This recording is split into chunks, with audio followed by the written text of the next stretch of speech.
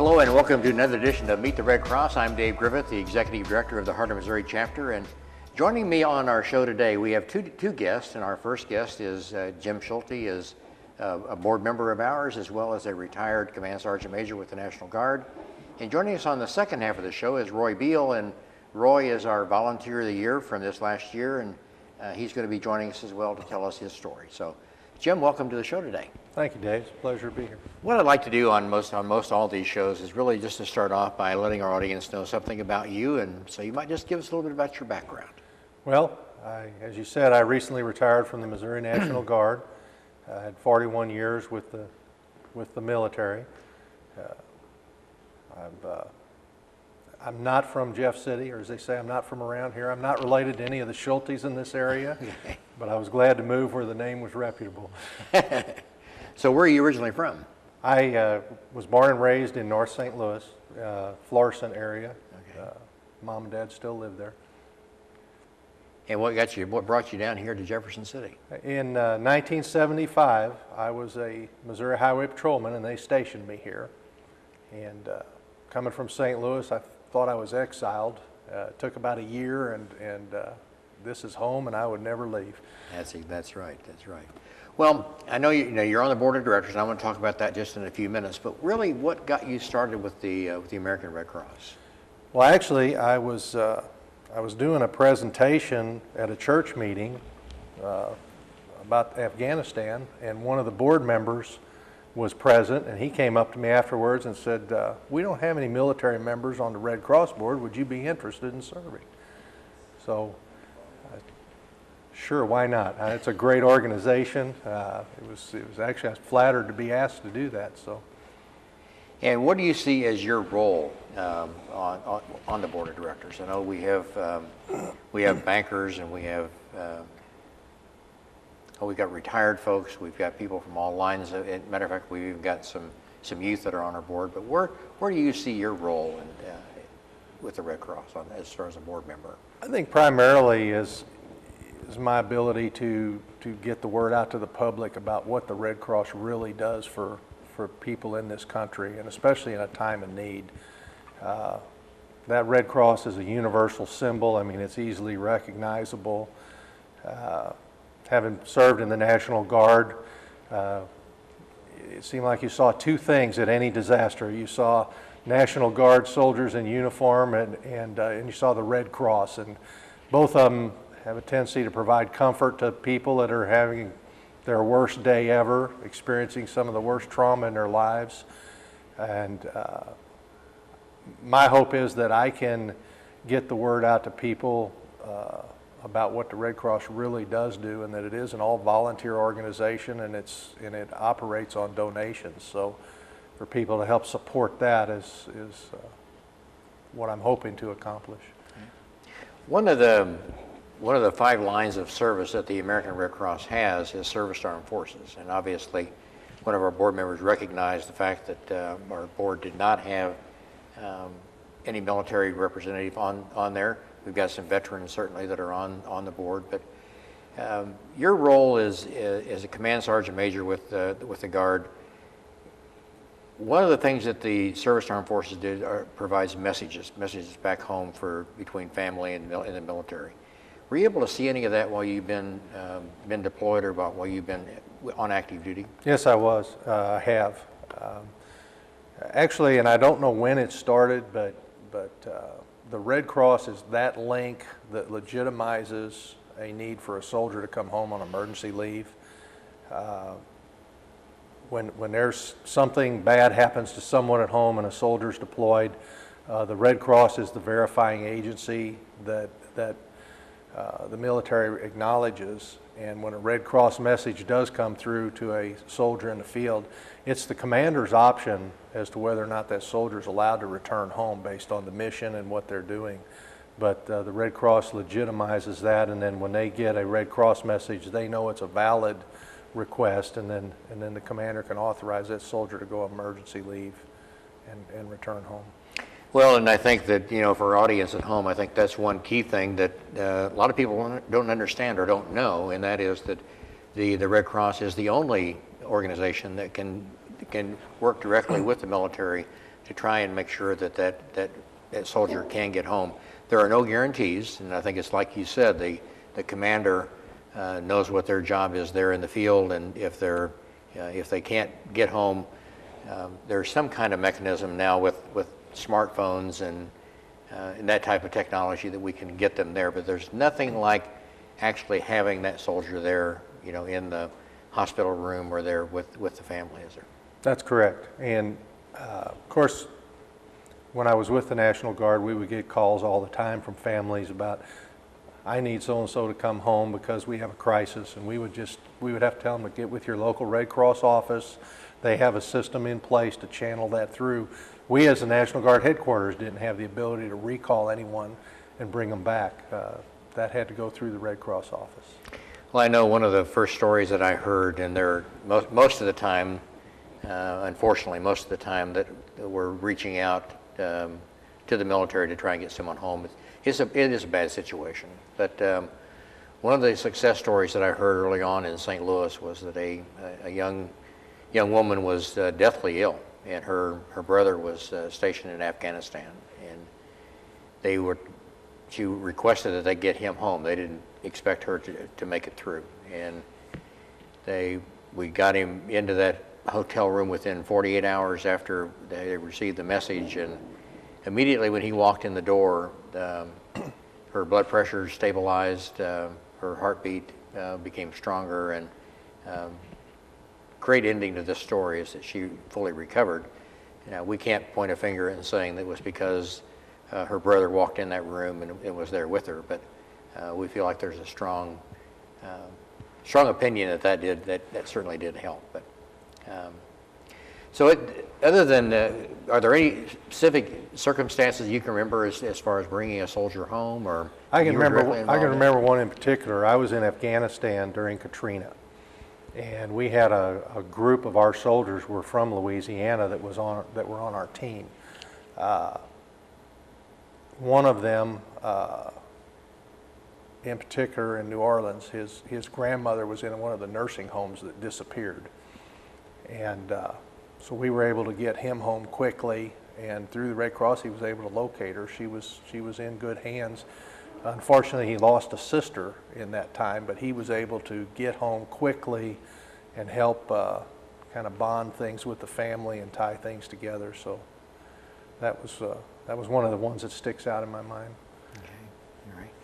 Now I know we were talking before we came over to the studio today that you've got a pet project that you've been working on, and I believe it's called the Minuteman. Is that right? That's right. It's a off-road vehicle.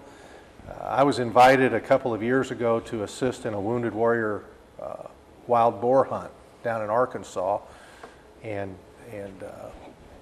a couple of us, three of us in particular, had been started working on this old farm truck that I had and converting it to an off-road vehicle. When I came back from the wounded warrior hunt, I told the guys, I said, we have a focus now for our project. So we chopped and shortened and fabricated a vehicle that we can take these guys out hunting on all kinds of terrain, and they can hunt out of the back of it and get around, and it works real well. But then we also decided to dedicate it to the Missouri Guard soldiers that have been killed in action in Iraq and Afghanistan. So we have replica dog tags on the side and a Purple Heart decal there, and we've dedicated it to them. It's called the Minuteman because the National Guard is the 21st century Minutemen. That's right. That's right. We talk about in your time that you had in the military, and you were stationed in Afghanistan and Iraq. How many times? 4 times? No, I never went to Iraq. I did 2 tours in Afghanistan and then made 4 other trips over there for planning meetings, and they call them pre-deployment surveys. So I made a total of 6 trips to Afghanistan and then a number of other countries as well. It was a pretty rewarding career. Well, I know one of the tragedies that comes because of war are the death of our soldiers, those that are killed in action. And you mentioned the 9 soldiers that you have on their dog tags on the side of your truck there. But what Did any of that happen when any of those soldiers were they lost during your deployment? One of the first ones was a soldier that went with me on my first deployment, named Mike Fuga. He was from Independence, great soldier. We got ready to rotate home, and he came up to me and he said, Sergeant Major, he said, this next team coming in to replace us is sharp people. He said, I'm going to stay. And I said, Mike, are you sure that's what you want to do? And he goes, they need the help, and I'm ready to do it. And then it was the following August or September. I was in Yuma, Arizona with a team guarding the border and got the message that he'd been killed in action in a firefight. And yeah, that one hit pretty close to home. Yeah. Well, I know that probably one of the proudest things that we've done in our chapter here is we support the military as much as we can through the VA hospital and the veterans homes around here, but unfortunately we had a fallen soldier that came back in September, I believe, last year, September, October, and we took our entire staff and many of our volunteers that went over and showed our respect. And I got to tell you that's also a proud moment for us as the Red Cross to show our support not only for what they're doing while they're in active duty, but when we do have a fallen soldier, to be able to recognize those. And that means a lot to the family and the friends. As I said earlier, when there's a crisis, two things bring calm to that crisis, and that's uniforms and that Red Cross. Wow. Well, Jim, I appreciate you being on our show today. I appreciate what you've done for our country and your service to our country, and I really appreciate what you do for our board of directors, and look forward to having you on the show again sometime soon. Well, thank you, Dave. Right. It's been a Thank pleasure. You. Thank you so much. Stay with us. We'll be right back. Roy Beal will be our next guest, and he was our Volunteer of the Year.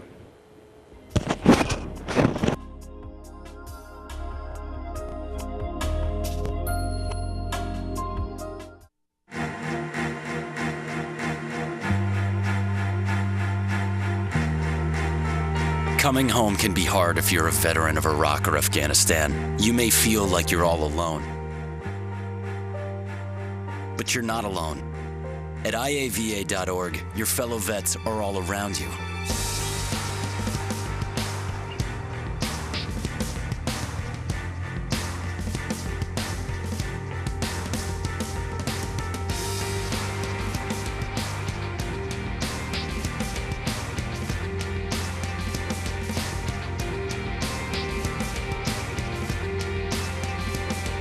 Join our free online community, get the resources you need, and connect to other vets who know where you're coming from. iava.org. We've got your back.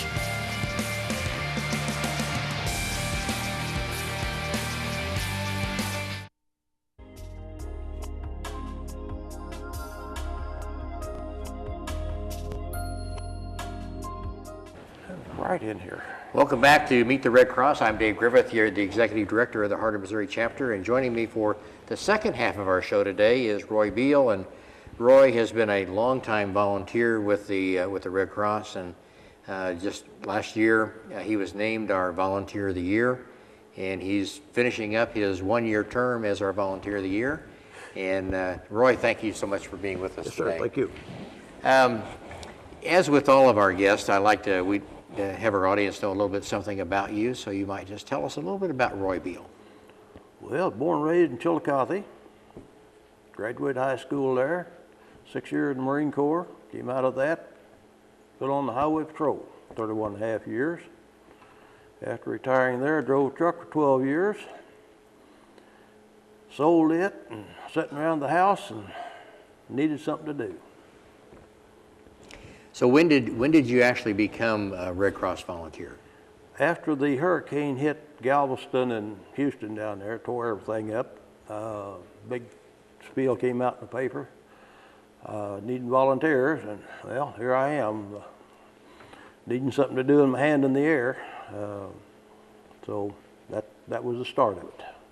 Now, have you been deployed to any disasters that we've had nationally? Just to Houston. Just to Houston. Yes. Might just briefly tell us about that experience and what you did when you were down there. I was assigned to a mass shelter unit. I believe one day down there they fed something in the neighborhood of 1,700 people, and that was a mass shelter I didn't really care for, but spent 2 weeks there, survived it, came home. Larry Kettlehut was our man here then, and I told him, I said, I can't, I'm not cut out for this. So I kind of backed out for, partner of the year, and well, slowly got back involved. And then when Philip Hyman come in and got to know him, and just got more and more and more involved. And so when the phone rings, as you know, Well, and that is true. And any time that we call Roy on the phone and we ask him to do something, he's always there. And really, that's emblematic of the volunteers that we have in the Heart of Missouri chapter. We've just got a great cadre of volunteers that step up and do what needs to be done. Yeah. What when you were down in Houston, you said that really wasn't that great of experience. What caused that, do you think? Or I think my attitude probably as much as anything. Involved with so many people in such a confined area. We had some real good people, clients, refugees, whatever you want to call them, who were very, very deserving. But we had a whole bunch of others that were just living off the land. And I've been working since I was about 10, 11 years old, and that didn't. Had one guy in particular come through. As they come through the chow line, they give him a ticket. Okay, come through 3, 4 times a meal. He would show up, and it just got to me, wasting all that. Well, I think one of the things that I know on the deployment that I had in New York, one of the things that I was able to see, and I'm certain that happens each and every time, and that is that the Red Cross doesn't discriminate against who we provide services for. Right. And whether or not we feel like that they're deserving or not, if they're in line, we're gonna take care of them, and we'll sort that all out at the very end. But the one thing that I also noticed, and I'm sure you have seen the same thing, and that is the volunteers that we have that go down there, the number of hours that they put in, and the amount of work that they do, and the people they're helping. You really can't put a dollar amount on that. You can't put them on what kind of value that is for those particular people as well. Right. We were working 12-hour shifts and sleeping in the same cots that the clients were, and it took a toll on us. Cots aren't all what they're cracked up to be when we were younger, were they? All right. No. Well, let's talk about your experience as being nominated for the Volunteer of the Year, and kind of what that has meant for you, and where you see that going from here. Well, first of all, when Philip called and said I was nominated, I was in shock that I think there were so many other folks that at least as or more deserving than I was, but he wasn't going to be talked out of it. So it's been good for me to be around and do more, answer the phone quicker, if you will, when you or Phil called. It's been a good experience.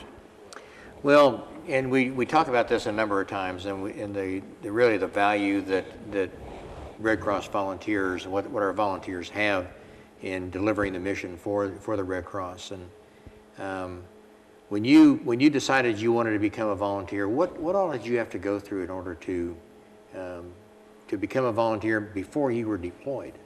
The basic course, of course, was the first aid, the shelter, what the name of it is. We had to do the shelter setup, and there was about, I think, 3, maybe 4 crash courses that we took. I wasn't the only one in that bunch, and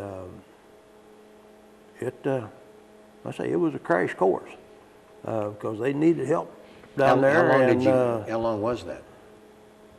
What The crash course that you were taking? Oh, I expect 2 weeks. 2 weeks? Not more than that.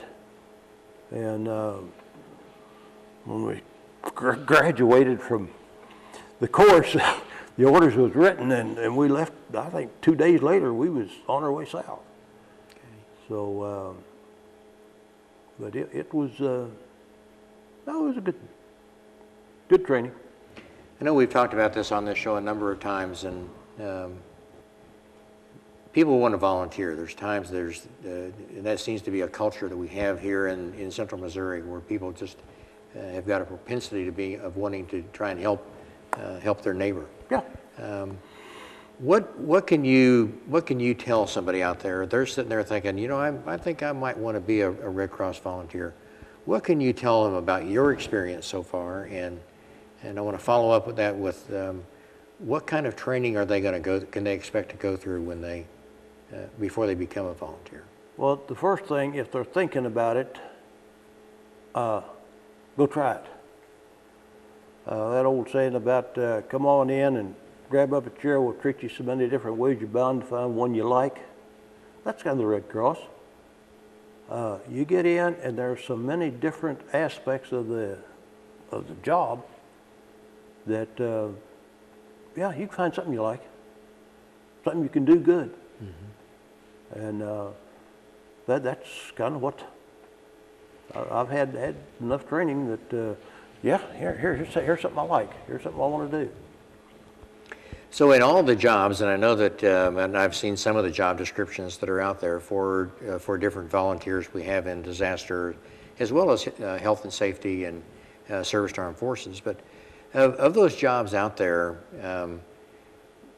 which ones have you found the most valuable to you, and what would you recommend to somebody? I think probably the shelter operation is one of the most important. Setting up shelters, getting supplies to folks that need it locally. Last winter we set up one up Fulton. A couple of us went up there, mm-hmm. and we didn't have any clients, but the experience of getting up there, getting set up, being ready for them, should they come in, that was good. But and the IRV operation is very important. Now and the IRV is the Emergency Response Vehicle. We talk in acronyms a lot in the Red Cross. You're a driver. Yes. And there's training that goes into that as well, isn't there? Yes. Yes. We're having a class this Saturday for new IRV drivers. How to set up the IRV, what's required of it, the driver qualifications, and in fact, they're going to have to do a driving test with the new clients or new people. And really, there's a certain amount of maintenance that goes in, and preventive maintenance that goes into those emergency response vehicles, isn't there? Yes, yes, they have to be checked weekly. Everything from lights to tires to motor to just have to go through it, just like any emergency vehicle. It's got to be ready to go. Now, with the IRV drivers, typically there's two. There's two drivers that are assigned to each IRV. Is that correct? Yes. And when you're deployed, generally you get in that IRV and you go until you get there. You just trade off driving. Is that right, or? I have not been on that, but when we were in Houston, whoever took our IRV down, when they was relieved, the IRV stayed. Mm-hmm. And Who drove it next? I don't know. Carl and somebody took it to Florida or Georgia someplace, and one of them came home and the other one was assigned to take it back, I think, to Louisiana, but they had to find somebody else to ride with him to get it down there. So apparently all of theirs are identical, basically identical. Mm-hmm. And so whatever is in one is going to be in the same place in the other one. So you're not keyed to one individual unit. No, and I know, Roy, that was one of the things that I saw when I was deployed into New York, is that we had virtually every emergency response vehicle that the Red Cross had in the entire country was out there on the East Coast. Mm-hmm. And the one thing that we lacked more than anything else was drivers. Mm-hmm. We had drivers that got them out there, but their stay was only for 3 weeks, and when that tour of duty was up, then they went home. But you're right, the IRVs stayed there in New York, but we had IRVs that were just sitting there because we didn't have qualified drivers. Mm-hmm. And that qualification and being able to know what to do and how to do it, that's part of that training. Right. How many, now correct me if I'm wrong, but I think that each of those emergency response vehicles can serve 1,300 meals at a time, is that correct? I don't know. I don't know the answer. I think that's what it was, and I was able to see those out in neighborhoods. And there's one thing to see our IRV sitting up, across from our office here or next to our office, and know that it's always there. But to see it in action and to see the lives that are impacted there, it's heartwarming to see that. Mm-hmm. Well, with 6 big Cambros of food in them, there'd be a lot of meals can go out that side window. Well, Roy, I want to thank you for being on the show with us today. I know we're going to be, next week, we're going to be inducting our new Volunteer of the Year. In closing, do you have any words of wisdom that you might be able to impart to that person? Oh, hang in, be tough, stay with it, do the job. Well, and I think that says it all. I think what you do, Roy, for us, is you do the job, whatever that job is, and we certainly appreciate you and have appreciated all the work you've done for us and being our Volunteer of the Year for this year. Thank you, sir. Thank you so much. Thank you for joining us for this edition of Meet the Red Cross. We'll be back again with you next month.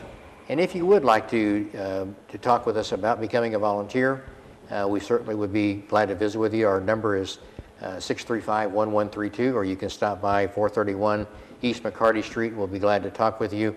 We've got volunteers that are there that can also answer any questions that you might have. So until next time, thank you for your support of the American Red Cross.